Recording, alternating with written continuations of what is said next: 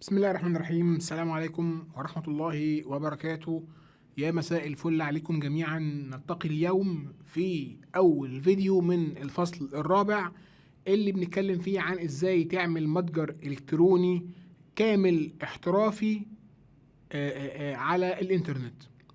طيب، طبعا احنا شرحنا اثناء الكورس اللي انت ازاي تعمل اعلانات على الفيسبوك وازاي تعمل اعلانات على التيك توك، وطبعا واحده من اهم الاعلانات هي اعلانات الكونفرجن او التحويل اللي الكاستمر فيها او الزبون بتاعك بيدخل على الويب سايت ويلاقي المنتج ويعرف معلوماته والداتا بتاعته، فيبدأ يحطه في الكارت او في السلة او يطلبه من الصفحة اللي هو واقف فيها، ينزل لتحت يحط بياناته، اسمه وتليفونه وعنوانه، ويعرف تفاصيل المنتج وسعر الشحن والتوتال بتاع الاوردر كام، ويطلب وانت تسمع عندك على الويب سايت دي ان في مبيعة حصلت على المنتج ده، ويديك الداتا بتاعت العميل والسعر اللي هو اشترى بيه وهكذا. طبعا بيكون في ميزة ان ممكن العميل يخش يقلب على الويب سايت ويشتري منتجات اخرى، يزود عدد المنتجات اللي في الاوردر، او يبقى داخل على اعلان لمنتج اكس وما يطلبش اكس ويطلب منتج تاني خالص واي، اوكي مصلحة، اهلا وسهلا بيك. فيعني طبعا مزايا عظيمة جدا بتجنيها او بتلاقيها لما بتشتغل على ويب سايت. لحد النهارده لسه في ناس شغالين رسائل. لسه النهارده كنت بكلم مع حد وكان شغال رسائل كويس جدا جدا جدا، وبعدين قرر انه يسمع الكلام ويطلع يعمل كونفرجن. الدنيا ما ظبطتش معاه، فقرر ان هو ايه، لا يا عم الكونفرجن دي وحشه. الكونفرجن مش وحشه، الكونفرجن حلوه. انا كانت نصيحتي ليه ان انت ما توقفش الرسائل، اشتغل رسائل زي ما انت، ولكن على الجنب خد بادجت صغيره وابدا تست بيها كونفرجن، وواحده واحده على ما البيكسل بتاعتك تتعلم وتقرا وتفهم هتبدا تجيب لك ارقام كويسه ان شاء الله، وتعرف تسكيل بيها. لان طبعا السكيلينج مع الرسائل بشع صعب جدا. السكيلينج كله بيكون فين؟ في حملات الكونفرجن. لو عايز تطلع في اليوم 100 اوردر، 200 اوردر، 1000 اوردر، اقل اكتر، تعرف تعمل ده بسهوله من خلال الكونفرجن، لكن صعب جدا بالرسائل، بل يكاد يكون مستحيل الا لو انت هتشغل عدد كبير من الصفحات مع عدد كبير من الموظفين، المودريتورز وشيفتات صبح وليل وفجر وعصر ومغرب وعشاء. الموضوع هيكون صعب. طيب، بناء على كل ما سبق، اصبح انشاء متجر الكتروني ليك على الانترنت يعني ضروره وليست رفاهيه. دي حاجه لازم تعملها، مش اوبشن كده بتصيع بيه على الناس تقول انا عندي ويب سايت. لا، ده حاجه اساسيه. لو مش موجوده عندك يبقى انت عندك مشكله. مش عايز ارغي عن كده بقى انه في كلام كتير ممكن يتقال في هذه الجزئيه، بس خلاص خلينا نتجاوز هذه النقطه. احنا خلاص متفقين على ان احنا نعمل متجر الكتروني. طيب، عشان تعمل متجر الكتروني على الانترنت انا بالنسبه لي عندي 3 اوبشن. الاوبشن الاولاني ان انا اعمل على شوبيفاي. تعال كده نسيرش على شوبيفاي. لما تدخل على شوبيفاي، شوبيفاي ده بيعمل لك اي كوميرس ويب سايت او بلاتفورم لاي كوميرس لمنتجات تقدر تسجل عليه. هو برمجه جاهزه بالبلدي خالص بقى. شوبيفاي ده عباره عن برمجه جاهزه، بتسجل عليه، بتدفع اشتراك شهري على حسب بقى ال الشغل. ممكن نخش كده على البرايسنج بتاعهم، فانت بتدفع اقل حاجه $19 في الشهر. صحيح بيديك اوفر انك تدفع $1 في الشهر الاول 3 شهور، لكن من الشهر الرابع هياخد منك $19 عشان يديك شويه مميزات. لو زود عليها مميزات كمان شويه، طبعا انا مش هستفيد في الشرح عشان خلاص انا مش جاي اشرح النهارده شوبيفاي. هيدفعك في الشهر $54. النهارده سعر الدولار متوسط 50 جنيه او 49 جنيه ايا كان. 49 في 5/4 بتتكلم انك تدفع في الشهر 2600 جنيه. بعت ما بعتش، اشتغلت ما اشتغلتش، كسبان خسران، هو هياخدهم هياخدهم. شويه مميزات زياده تدفع في الشهر $300. شويه مميزات اكتر واكتر طبعا للناس بقى اللي هي الميجا اي كوميرس او الناس الضخمه جدا، ممكن تدفع في الشهر او حسب بقى هيدفعهم سنوي ولا شهري $2300 في الشهر. طبعا ارقام كبيره جدا. شوبيفاي عظيم محترم بيديك شكل عالمي كل حاجه، بس انا بالنسبه لي شوبيفاي ليس مناسبا للمبتدئين. ادي واحد. اتنين، البديل التاني لشوبيفاي انك تروح على حاجه اسمها وو كوميرس. وو كوميرس دي يا صديقي بلجن بتتحط على المواقع اللي شغاله بورد بريس. انا مش فاهم حاجه يا باشمهندس، حاضر. في برمجه مواقع اسمها وورد بريس. تخش على ووردبريس دوت كوم او دوت اورج مش متذكر، دوت كوم ماشي. لا هي دوت اورج، استنى كده.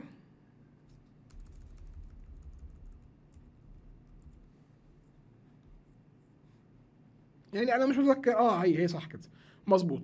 ووردبريس دوت اورج، لان ووردبريس مجاني، بتعمل جيت ووردبريس وبينزل لك البرنامج ده اللي كانه البرمجه الجاهزه اللي اسمها ووردبريس، اللي هخش على الانترنت واحجز حاجه اسمها هوستنج، احجز حاجه اسمها استضافه.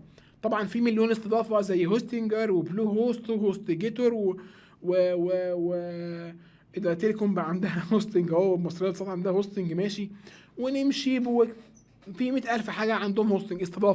استضافه دي بتخليني اخد حته على سيرفر في الاونلاين، حته على السيرفر ده عباره عن جهاز كمبيوتر عادي خالص، عليه هارد ديسك بس ضخم طبعا، عليه رامات ضخمه جدا، عليه بروسيسورز.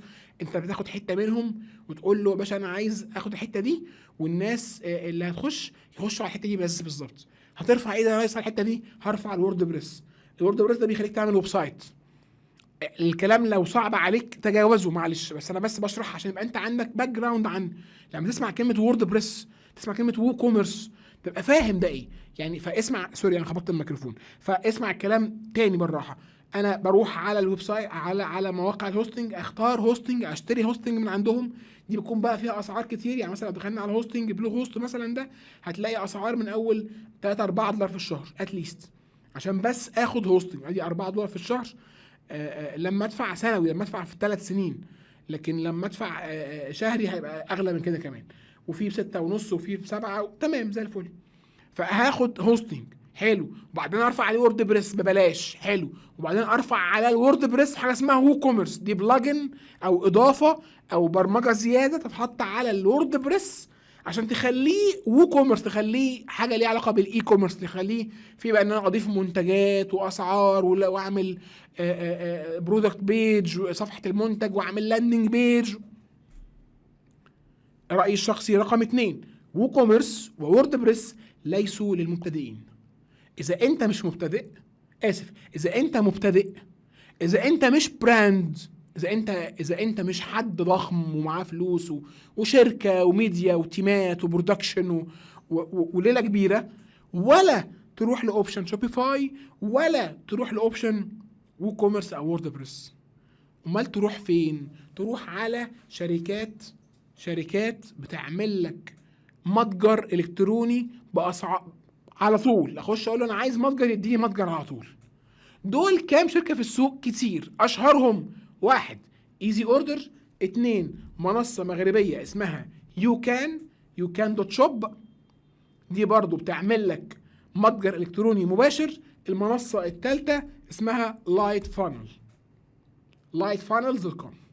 يبقى انا عشان اعمل متجر للمبتدئين بعيدا عن التعقيدات بتاعه الوورد بريس، ان انا اجيب هوستنج واجيب وورد بريس واجيب وورد كوميرس، هتعمل 3 حاجات: هتعمل هوستنج لوحده، هتجيب وورد بريس لوحده، هتجيب وو كوميرس وتركبهم كلهم على بعض. طبعا لو انت مش اوير بكده هتروح لحد يعمل لك الكلام ده وبفلوس كتير، 5000 10000 20000 50000 100000، طبعا على حسب هو هيطلب منك كام وعلى حسب انت محتاج ايه بالظبط. فده غير مناسب اطلاقا للمبتدئين. شوبيفاي كويس مش وحش، ولكن سعره غالي، هتدفع كتير.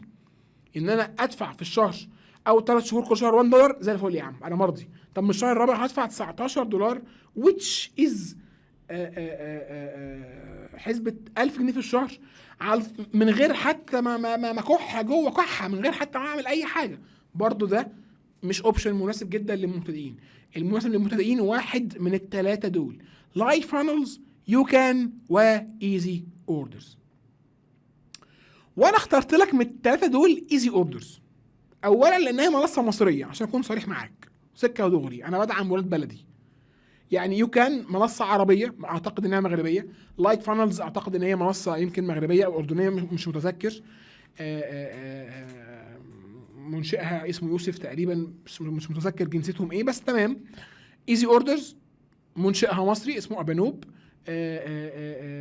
بعيدا بقى عن المصريين والاجانب ولا العرب ولا ايزي اوردرز بالنسبه لي هي اسهلهم، هي افضلهم، هي الاكثر استابيليتي او الاكثر استقرارا.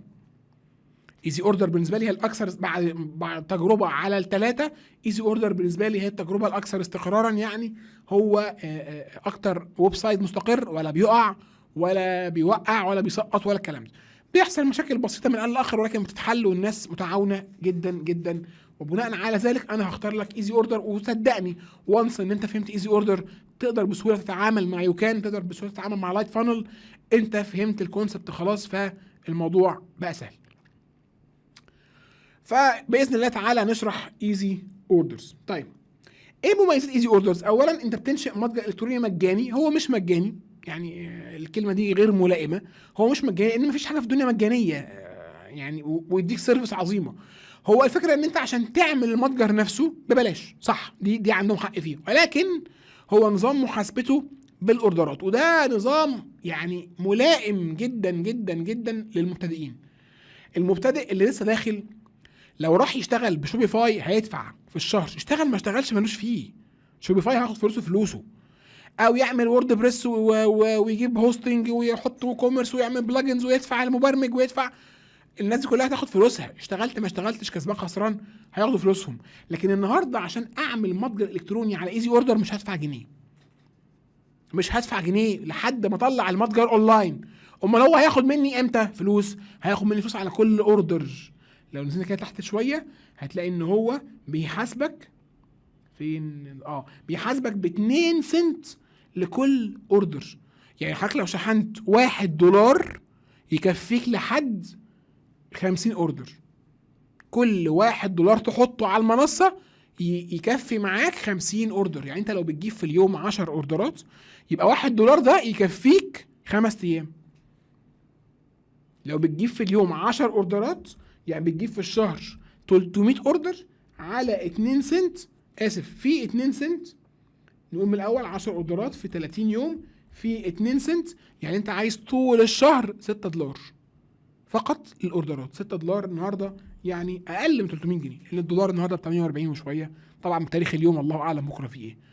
فاكيد ده مناسب جدا للمبتدئين. الميزه الثانيه انك لو جيت شهر ريحت، النهارده انت عامل 300 اوردر حلوين فضل ونعم اللهم بارك، ان شاء الله بكره يبقوا 3000، بس وارد بعده يبقوا 100 بس. حصل لك عندك ظرف ما لحقتش تشتغل طول الشهر، الدنيا كانت بايظه، الاد اكونت كان مقفول وعلى ما ظبطت الدنيا 100,000 حوار ممكن يحصل، صح؟ ففي الشهر اللي مش هتشتغل فيه خالص مش هتدفع فيه خالص، او اشتغلت فيه بالراحه طلعت طول الشهر 50 اوردر بس، فانت طول الشهر دفعت $1 بس 50 جنيه. فده عظيم جدا، ده فيري جود ديل، ده بالنسبه لي ممتاز جدا. ذاتس واي او عشان كده هو مناسب جدا جدا جدا للمبتدئين. فهو بيعمل لك متجر الكتروني ليس مجانيا، هو عشان تطلع اونلاين ده ببلاش، عشان تبدا تستقبل اوردرات تدفع فلوس، ولكنها ليست فلوس ايه قوي جدا. طبعا عشان تفتح ايزي اوردر يا اما بتسيرش على ايزي اوردر او هتلاقي اللينك سايبه لك تحت الفيديو، كليك عليه وتروح تسجل اكونت من ايزي اوردرز. طيب ايه هي مميزات ايزي اوردرز؟ طبعا انت ممكن تعمل ربط بيكسل، تتبع النتائج، تحط مديرين، كلام طبعا صريف جدا، ولكن انا هخش لك على المهم. انا بالنسبه لي المهم في ايزي اوردر شويه حاجات ظريفه جدا. اولا شراء من نفس الصفحه. يعني عنده اوبشن العميل لما يفتح اللينك بتاع المنتج بتاعك يقدر يشتري من نفس الصفحه. يعني هيلاقي تحت كده بutton ثابت شراء الان، يضغط عليه يقوم منزله على الباي بوكس. الباي بوكس ده اللي هو نموذج الشراء، اللي هو الخانات اللي العميل بيكتب فيها الاسم، رقم التليفون، المحافظه، العنوان، ويظهر له فيها توتال الاوردر كام والشحن كام، ويتك سبميت او يطلب الان فيطلب الاوردر. لكن في المواقع الكبيره يعني مثلا انت عشان تخش على امازون بتعمل ايه؟ تقول له اد تو كارت، اضف الى السله، او باي ناو، فيوديك على صفحه ثم صفحه ثم صفحه ثم شكرا تم الشراء. بتقعد تتنقل بين صفحتين ل3 صفحات على الاقل. لكن طب ما طبعا ده بيضيع عملاء اكيد. يعني انا عارف ان ده مو بروفيشنال، عارف ان ده بيفلتر العملاء الجادين، لان العميل الجاد اكيد هيكمل شراء، لو صفحه 2 3 هيكمل. لكن ممكن في بعض العملاء تقف في النص لاسباب من الاسباب فتكنسل وتطلع، لاجل حظك النت هايز في اللحظه دي، فقام عامل اكس وطالع وعامل ريفرش مراستر الموبايل، حصل اي حاجه. فاكيد برضو على الناحيه الثانيه كل ما تسهل عمليه الشراء على الزبون كل ما تلاقي اوردرات اكتر. طيب تخلي العميل او الزبون يشتري من نفس الصفحه اللي هو واقف فيها، ولا توديه على صفحه تانية والتانية تدي التالتة والتالتة تدي الرابعه؟ اكيد من نفس الصفحه، صح؟ وبناء عليه ايزي اوردر بيقدم لك هذا الاوبشن انه شراء من نفس الصفحه. ايزي اوردر بيقدم لك معدل سرعه محترم جدا. اكتر من 40% من الناس اللي بتفتح لينكات على الانترنت بتاعت منتجات مثلا، لو هو شاف اعلان لمنتج وحب يفتحه، 40% من الناس لما بتلاقي اللينك بطيء بتقفل وترجع تاني، خلاص ما توجعش دماغي، او بيشك ان النت عنده ضعيف دلوقتي فخلاص مش هفتح ومش هشتري. ضيعت عليك زبون محتمل. فلو انت عامل الويب سايت ده بطيء في اللودينج، بياخد ثانيه 2 3 4 5 6 7، في عملاء روحها في مناخيرها ما عندهاش طقان للكلام ده فبيقوم مكنسل وطالع. فانت عايز الويب سايت بتاعك يلود في ثانيه، ثانيه ونص، ثانيتين، شكرا. ايزي اوردر يضمن لك هذا الكلام، وبناء عليه بيزود معدل الطلبات، وبناء على عوامل تانية كتير الحقيقه، مش بس سرعه الويب سايت، ولكن دي واحده من النقط المهمه اللي لازم اذكرها، انه ايزي اوردرز فعلا سريعه وبتلود بسرعه جدا. الاوبشن التالت او الميزه التالته الخطيره جدا عند ايزي اوردر انه بيعمل ابسيلنج بسهوله. سؤال: ما هو الابسيلنج؟ معلومه يجب ان تعلمها من الكورس بتاعي طبعا. ما ينفعش تطلع من الكورس بتاع سامر محفوظ وانت مش عارف يعني ايه ابسيلنج وكورس سيلنج، لان والله بتقعد مع ناس تقال وكبار وبيتلخبطوا بين الاثنين. هو ممكن يكون بيطبقهم صح، لكن لما تساله هو ولا هيبقى فاهم يعني ايه كروس سيلنج ولا اب سيلنج. ما هو الاب سيلنج وما هو كروس سيلنج؟ ببساطه شديده، اب سيلنج معناها زياده عدد القطع من نفس المنتج لكي تحصل على سعر ارخص. حضرتك بتشتري الجزمه ب 100 جنيه، هقول لك الاثنين ب 180. مش المفروض الاثنين ب 200؟ يا عم انت عشان هتشتري مني اثنين هديك الاثنين ب 280 وهديك الثلاثه ب 250. حلو كده؟ يبقى انا عمال ارخص سعر القطعه كل ما زاد عدد القطع. فير، صح كلام؟ ده بيعمل ايه؟ ده بيشجع على شراء اكتر. لو كل اوردر عندك فيه قطعتين، يا هلا يا هلا، لانه مكسبي الحقيقي على القطعه مش على الاوردر. ركز معايا الله يرضى عنك. انا لو بطلع 5 اوردرات وكل اوردر فيه قطعتين، يبقى انا كاني مطلع 10 اوردرات. فعدد القطع ده مهم جدا في الاي كوميرس.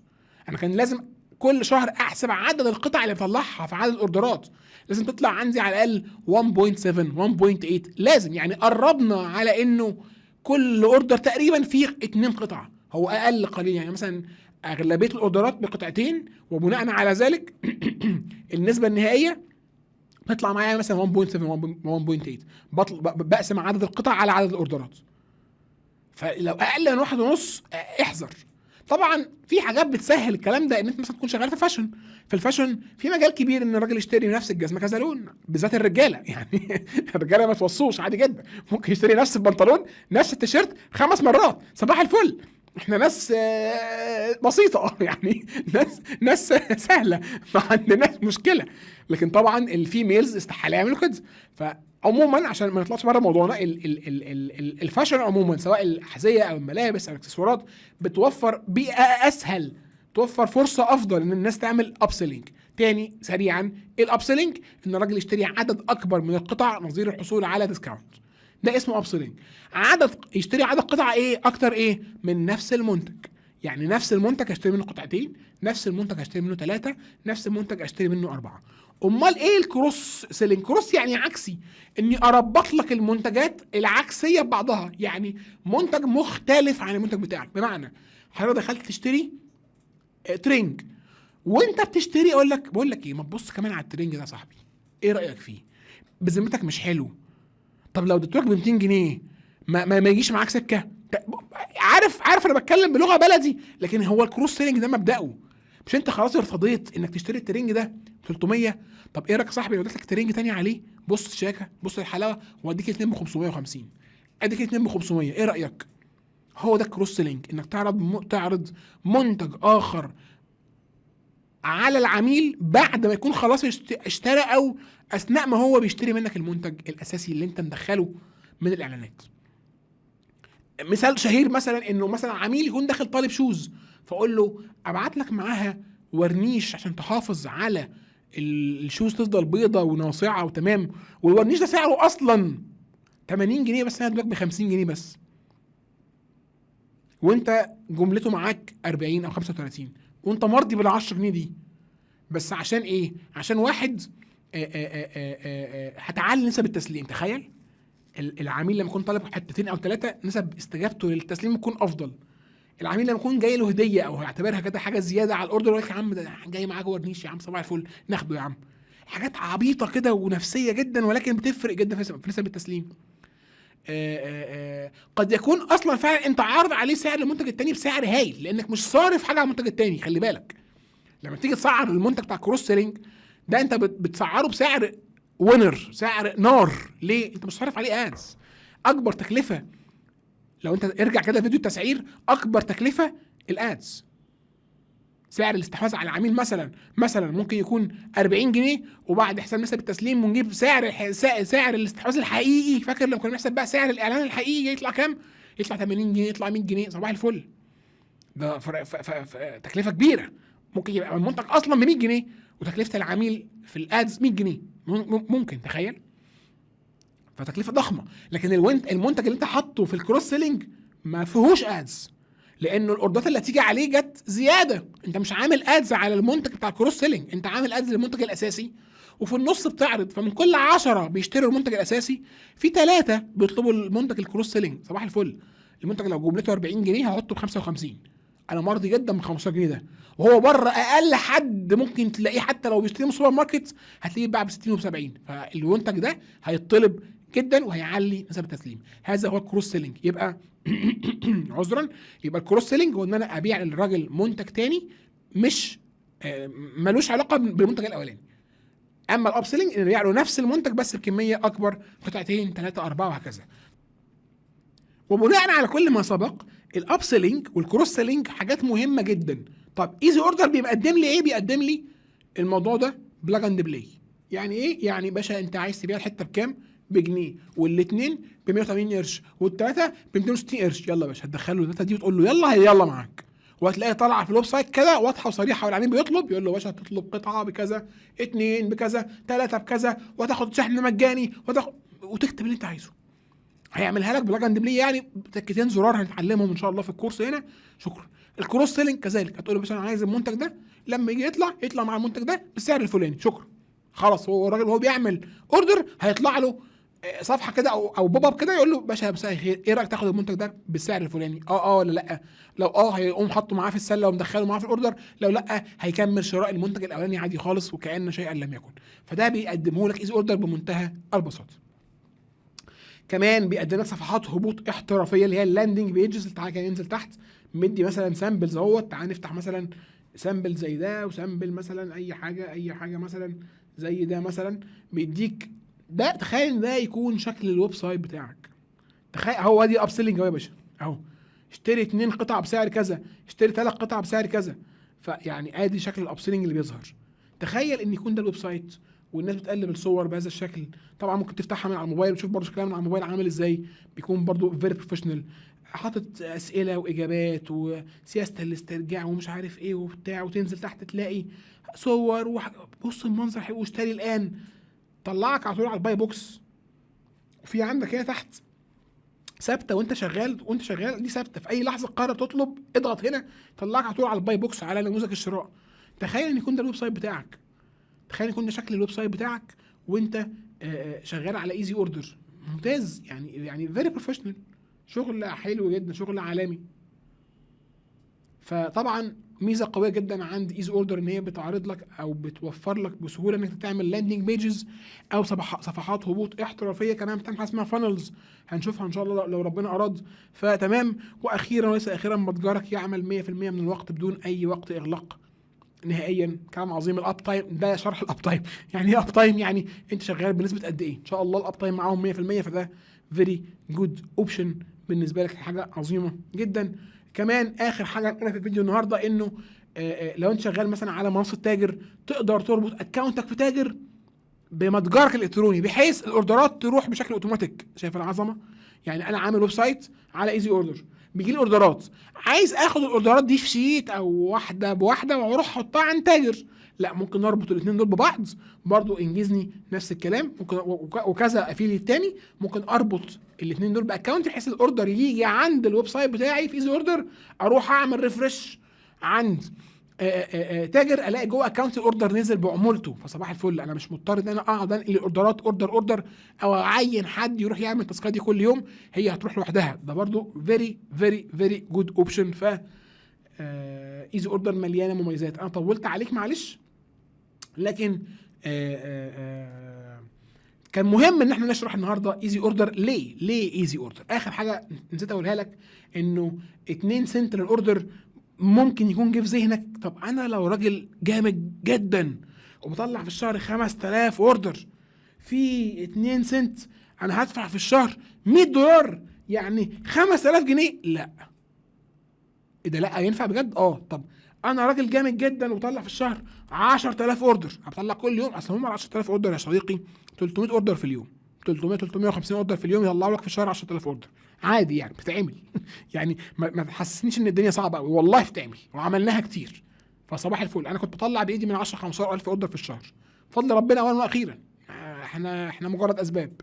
فالمهم لو بتطلع في الشهر 10000 اوردر، في الاوردر ب 2 سنت، انت تدفع في الشهر $200 يعني متوسط 10000 جنيه، ده رقم ضخم جدا.